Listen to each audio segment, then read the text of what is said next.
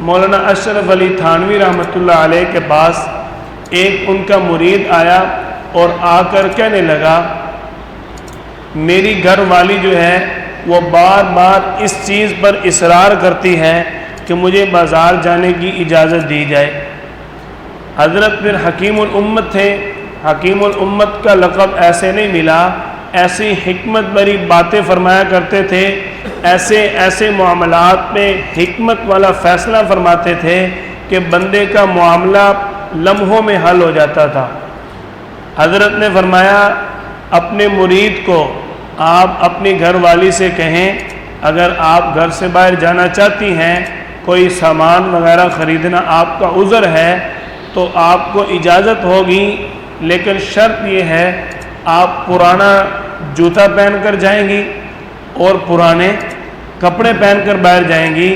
کسی قسم کا کوئی بناؤ سنگار کرنے کی بھی اجازت نہیں ہوگی۔ آپ کے پاس جو سب سے پرانا سوٹ ہوگا وہ کپڑے پہن کر آپ باہر جا سکتی ہیں، ورنہ نہیں۔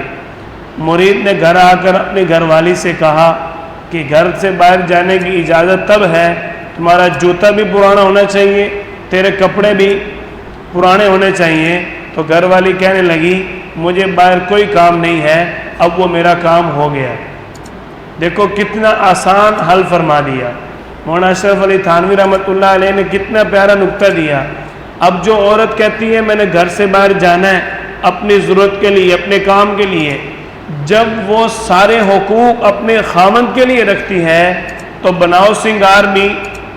اپنے خاوند کے لیے ہونا چاہیے۔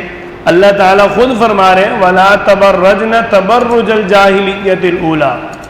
کہ جو پہلے وقتوں میں جو یہود و نصارہ کی عورتیں تھیں جس طرح وہ بناؤ سنگار کر کے گھر سے باہر نکلتی تھیں، مسلمانوں کی عورتوں کو اس طرح کرنے کی اجازت نہیں ہے۔